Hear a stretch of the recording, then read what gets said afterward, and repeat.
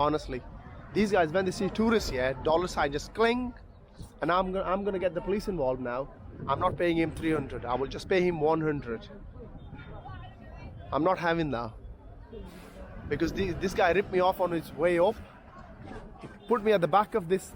Good morning from the town of Chinguetti or Chinguetti. Let me just show you around where I've spent most terrible night so far. Not been able to sleep. I was given this hut last night, but it has no light on. It's just a basic accommodation, but they would want at least €6 for one night here. The only reason I've come to this place to stay is because Eva Zubek has done a video, and she's done a video of this I wouldn't say town, it's a village, and she stayed in this very accommodation. Obviously we are just almost on the sand dunes.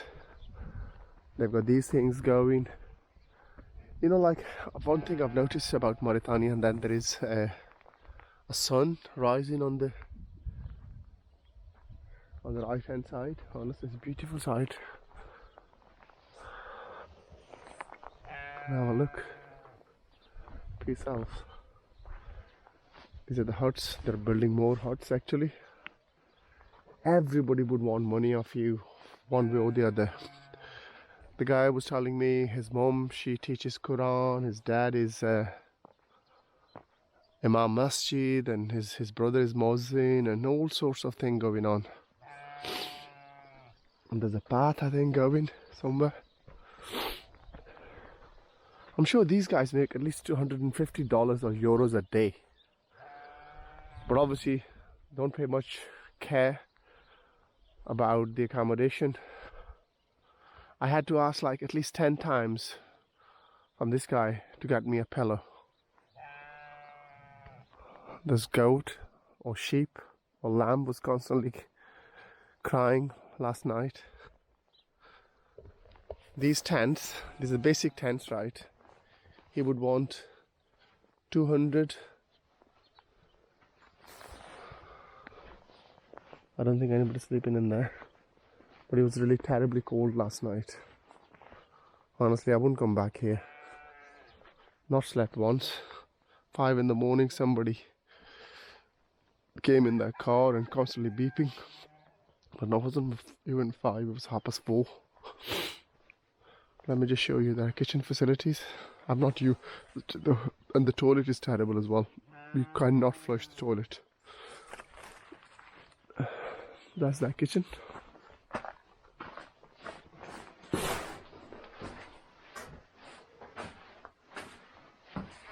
I don't think it's a self-service kitchen. I think they prepare food for their guests. And let me just take you to their shared sitting area. That's the area where everybody sits. And there is supposed to be a light here. No, there's a light here. That's the area where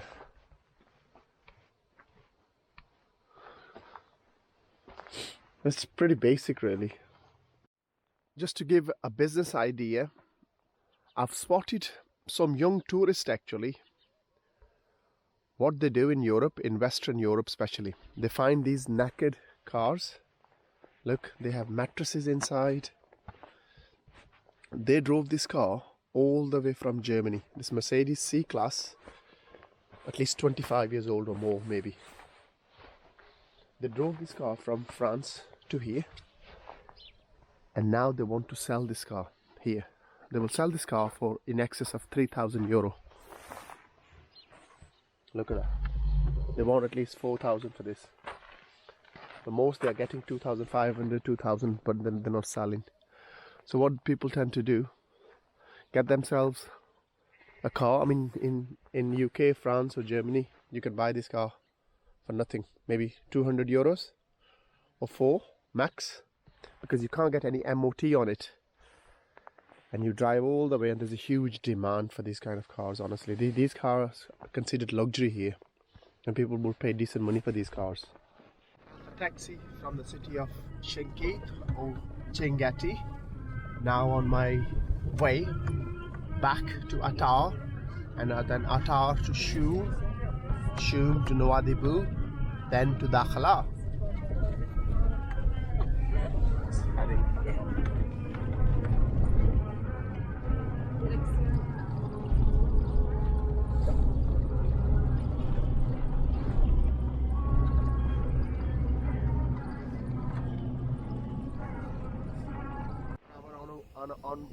We were on our way to a town called Atar. I think we have a puncture or something in the tires. The guy is trying to fix. We are in the middle of nowhere.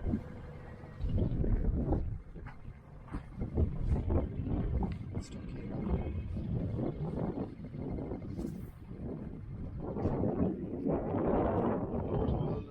Nobody's about.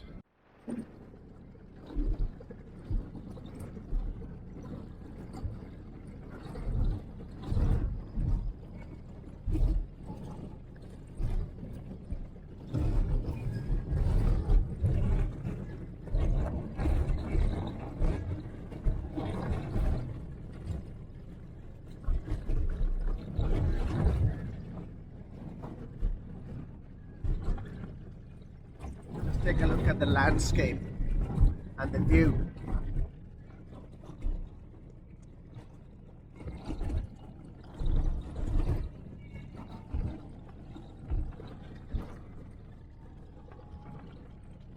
It gives the impression of apocalypse on a large scale.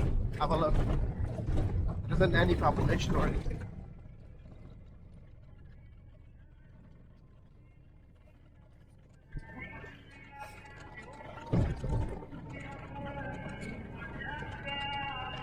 The guy just left the main road on this dirt track.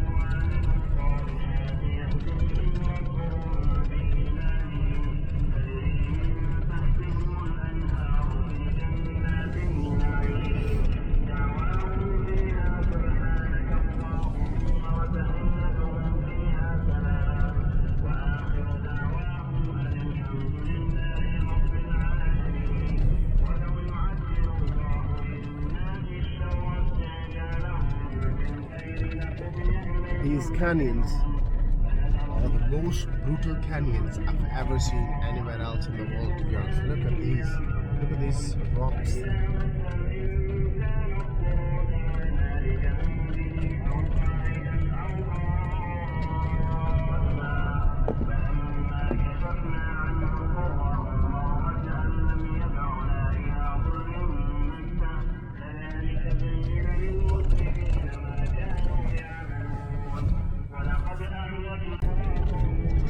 These rocks look scary, honestly.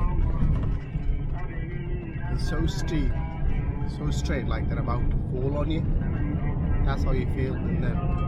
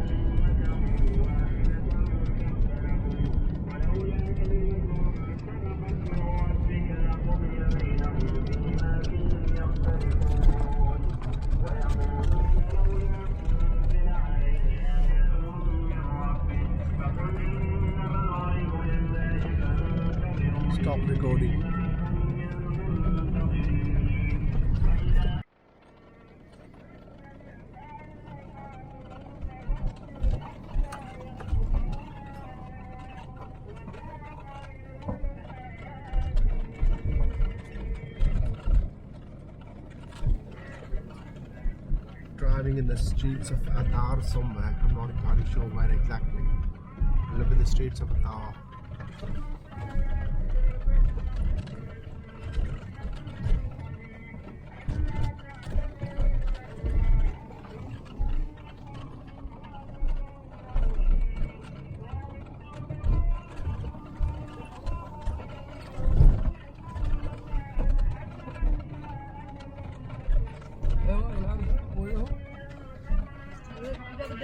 Okay, the guy is adamant to charge me 300, whereas he has charged everybody else 100.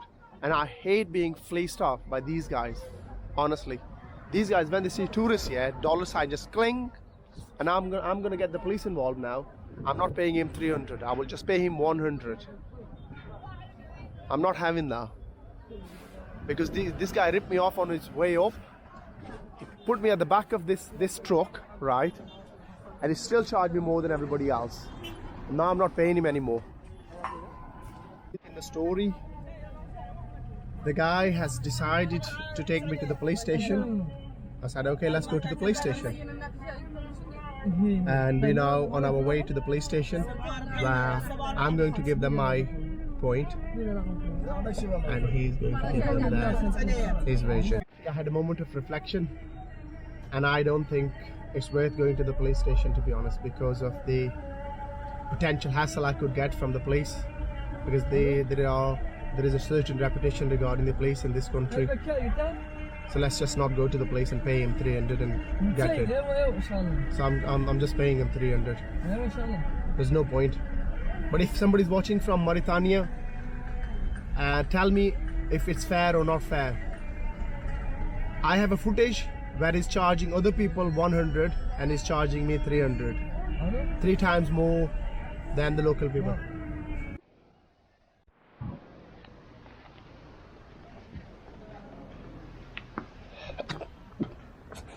Assalamu alaikum. Okay. The guy has brought me to the police station. Here I'm walking out of the police station now. And obviously I'm hiding my camera in case somebody raise any objection. So that's just the police station behind me. The guy just walking out of the police station. They need me to delete my footage, which I have deleted it. And I think I might have missed my bus because of this. These guys were sort of saying to me that if you don't delete that footage, then we have to get the Ministry of Justice involved. You don't have a necessary permission to film in this country. That's the police station behind me. They detained me for like half an hour, well, not half an hour, for more than 2 hours actually.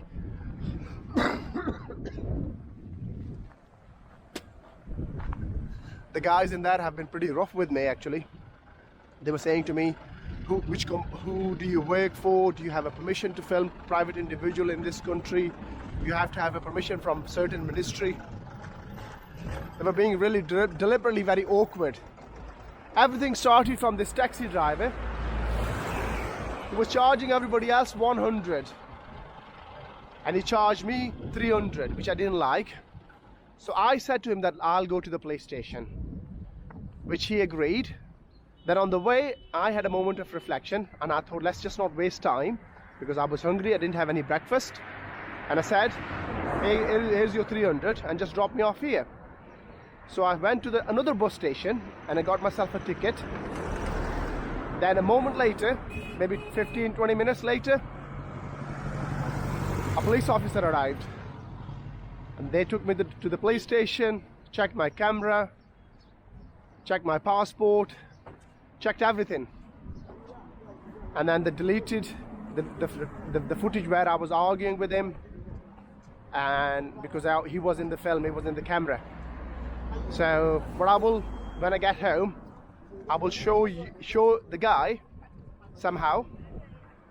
But like, you know, like this is a kind of tourist trap, if you like, you know, like anywhere in the world, you know, taxi drivers do the same with everybody. But I just kind of don't like being fleeced really. So it's kind of my fault as well, but it is what it is. So let's just go to Shoom now.